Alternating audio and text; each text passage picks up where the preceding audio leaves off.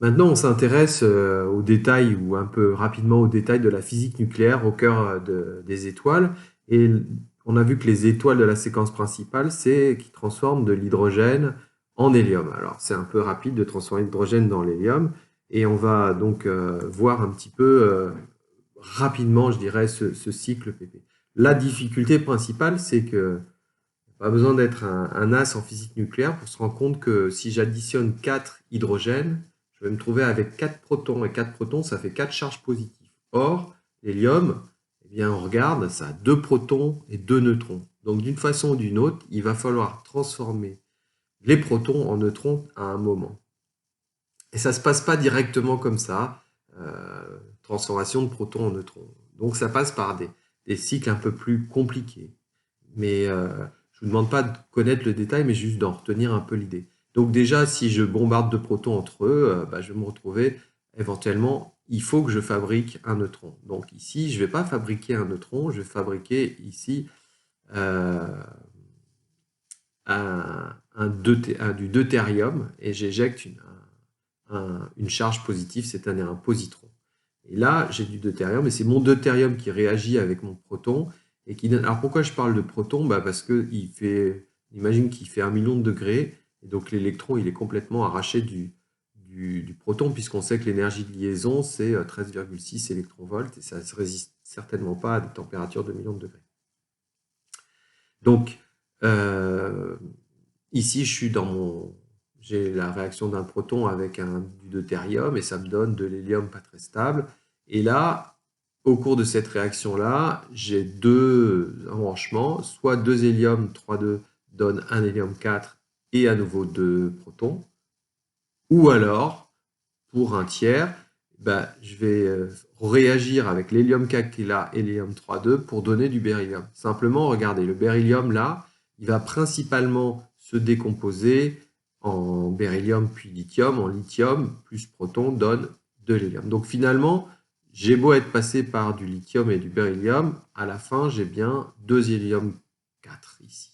Et puis si je vais dans l'autre chaîne, alors certes, c'est un peu plus compliqué, où je passe par d'autres éléments, d'autres états isotopiques du beryllium, puis du bore, puis du beryllium. Mais à la fin, regardez là, j'ai 2 hélium 4. Donc ce qui est important, c'est que je pars bien de protons et à la fin, j'ai de l'hélium 2, 4. Ici, j'ai de l'hélium 2, 4. Ou ici, j'ai de l'hélium 2, 4. Donc finalement, à la fin de ma réaction, j'ai de l'hélium 2, 4. Alors au passage, je peux avoir fait des traces de lithium-beryllium ou de bore, mais vraiment à des fractions. Donc on retient simplement, principalement, que le cycle proto-proton, il est un peu plus complexe que simplement, je transforme un proton en neutron et puis toc, j'en fais de l'hélium. C'est que d'abord, je vais fabriquer du deutérium, puis une fois que j'ai du deutérium, je vis ma vie et finalement, je vais faire de l'hélium 4. Alors ça, c'est pour les étoiles, la première réaction, parce que je vous rappelle qu'il y a essentiellement de l'hydrogène dans l'univers, et que ça arrive, cette réaction-là, elle a une barrière d'activation relativement basse. Enfin, relativement basse, on parle de millions de degrés quand même. Une fois que j'ai plus d'hydrogène, je ne peux plus faire les réactions. Donc il y a concentration dans le cœur des étoiles, la température, la pression augmente, soit on atteint le nouveau palier, soit ça s'arrête. Donc si on est plus lourd que le Soleil, ou si on est comme le Soleil, on va faire la suite. Alors attention, il y a des erreurs, je crois, dans ce... Vous voyez, des erreurs typographiques, ici, il manque carrément une lettre. Bon, c'est pas très grave. L'essentiel, c'est de comprendre un peu l'esprit. Je pars ici avec 4 hydrogènes. Et... Alors, ici, c'est bien la transformation de l'hydrogène en hélium, mais grâce à un catalyseur. Alors, ce catalyseur, c'est le carbone 12. Donc, on voit carbone 12 plus proton donne de l'azote 13. L'azote 13, ça peut se décomposer en carbone 13. Le carbone 13 plus proton, ça donne de l'azote 14. L'azote 14 plus carbone, ça donne de l'oxygène, etc. L'oxygène, etc. Et à la fin, ce qui compte, vous voyez, il manque carbone 12 et hélium. Donc, j'ai... Alors, excusez-moi, là, il y a une erreur. Ce n'est pas un carbone, c'est un hydrogène, évidemment, enfin un proton H. Et l'idée, c'est que j'ai ajouté ici un proton, 2 protons, 3 protons, 4 protons. Et à la fin, mes 4 protons ont été transformés en hélium. J'ai le carbone 12, 13 initial et l'hélium. Alors si je tire un trait et je fais la somme, ce que je vais te donner, c'est que c'est comme le carbone 12, 13 est là à la fin, et ben je vais trouver un proton plus un proton plus un proton donne de l'hélium. Donc en fait, j'ai eu ce qu'on appelle une catalyse, et au passage, je suis passé par divers éléments, dont l'azote.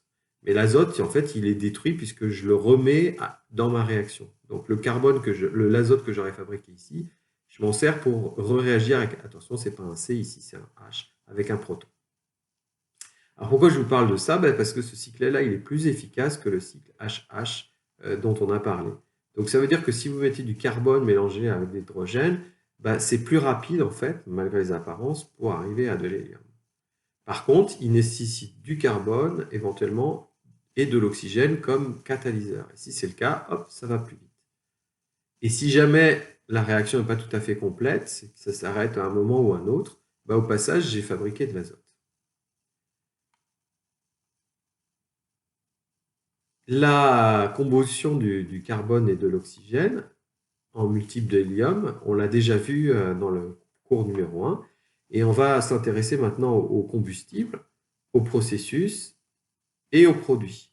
Donc on a déjà vu que l'hydrogène, c'est combustible, peut soit par la transformation de protons en neutrons donner de l'hélium, soit éventuellement, à condition qu'il y ait du carbone, de l'azote et de l'oxygène, arriver à de l'hélium. Et on a de la libération d'énergie qui est à peu près similaire. Si je pars non plus du proton, mais de l'hélium, par le processus d'association de 3 héliums tout simplement, je peux faire soit du carbone, soit de l'oxygène, et il suffit, entre guillemets, d'avoir une température limite de 100 millions de degrés. Si jamais je me retrouve à la fin de cette réaction avec soit du carbone, soit de l'oxygène, soit un mélange des deux, je peux associer 2 carbones pour fabriquer tous ces trucs-là. C'est des multiples de 4, encore une fois, on a vu ça dans le premier cours. Ou si j'ai de l'oxygène, associer de l'oxygène entre eux pour arriver jusqu'au silicium. Et là, vous voyez que j'ai à chaque fois un petit peu moins d'énergie qui est libérée par opération de fission, et tout ça à des températures le plus élevées. Et maintenant, si j'arrive, parce que j'ai fabriqué beaucoup d'oxygène, à fabriquer beaucoup de silicium, je continue à monter la température encore de mon étoile, et j'arrive avec du silicium qui peut réagir pour donner du fer. Et là, je vais gagner un tout petit peu d'énergie, mais j'en gagne quand même, et je fabrique du fer. On a vu, le problème, c'est que le fer, c'est l'élément le plus stable. Alors, qu'est-ce qui se produit quand le seul élément qui nous reste, puisque je transforme mon silicium, c'est du cobalt ou du silicium et du fer? Bon, le silicium, hop, on le recycle et on refait du silicium pour à la fin tomber sur du fer. Qu'est-ce qui se passe quand j'ai plus que du fer au cœur de mon étoile? Eh bien, la seule chose que je peux faire, c'est le photodissocier. C'est-à-dire qu'en fait, le fer, il va littéralement exploser et il va recasser tout ça en hélium, plus des neutrons. Et donc, on va casser le fer et il va générer beaucoup de neutrons, à condition que la température au centre soit de 6000 millions de degrés. Donc, c'est une autre façon de voir les choses. Ici, pour 10 millions de Kelvin au cœur d'étoile, l'hydrogène est transformé en hélium. L'hélium est transformé en carbone, oxygène. Le carbone en magnésium ou néon. L'oxygène en silicium, magnésium. 2 silicium en fer. Et tout ça, j'ai gagné de l'énergie. Mais ici, à la fin, j'ai pas gagné. J'ai perdu de l'énergie. Et donc, ici, j'ai déjà, c'est mon explosion de supernova, dont on sait que la fin, ce sera un trou noir à la fin. Et j'ai une réaction endothermique. Alors, il faut imaginer que l'équilibre de la gravité, donc il y a la gravité qui est énorme, hein, c'est des étoiles très très massives qui écrabouillent et qui chauffent le cœur de l'étoile. Et puis tout d'un coup, au cœur de l'étoile,